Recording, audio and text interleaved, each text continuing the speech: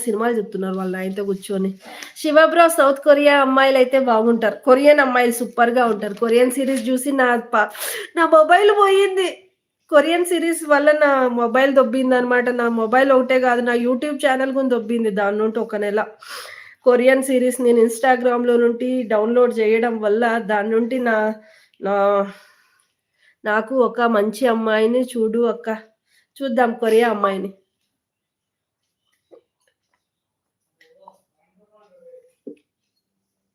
ఎవరెవరు లైవ్‌లో ఉన్నారు లైక్ జేసుకోండబ్బా! ఆహ్, కొరియన్ సీరీస్ నాకు పిచ్చనమాట. కొరియన్ సీరీస్ చూస్తూ